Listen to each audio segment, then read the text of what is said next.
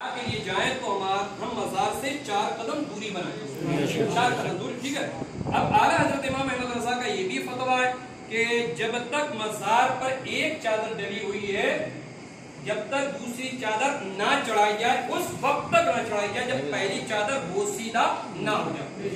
बोसीदा का मतलब ये कि फटी पुरानी ना हो जाए। जब तक ये चादर महफूज है, चादर कपड़े की, तो उस वक्त तक हमें चादर नहीं चढ़ाना। हाँ, ये फट गई है, पुरानी हो गई है, तब दूसरी चादर डालने की इजाजत है।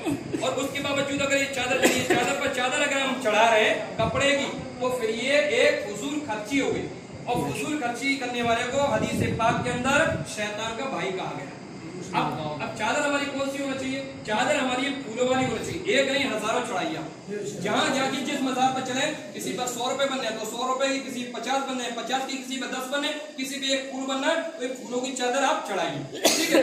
अब ये मजारात पर हाजिरी का क्या तरीका है? जैसे हम जाएंगे तो चादर चूमने की हमें इजाजत है, चादर चूमे भी और दोनों आंखों से लगाएं, इंशाअल्लाह हमारे अंदर भी नूरानियत पैदा होगी और आंखों के अंदर भी नूर पैदा होगा। अब सबसे पहले जब मजार पर हम हाजिरी देंगे तो हाजिरी इस तौर पर देंगे, अस्सलामु अलैकुम या अहलुल मजार, है ना।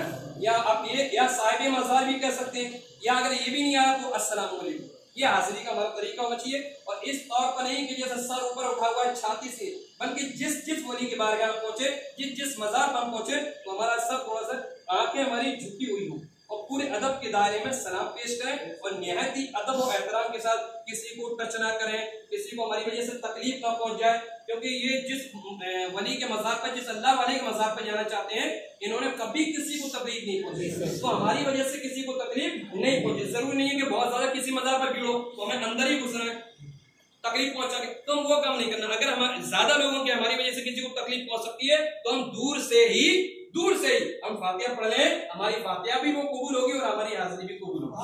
अल्लाह की बारगाह में दुआ हम तमाम को और ये अल्लाह से मोहब्बत करने की तौफीक।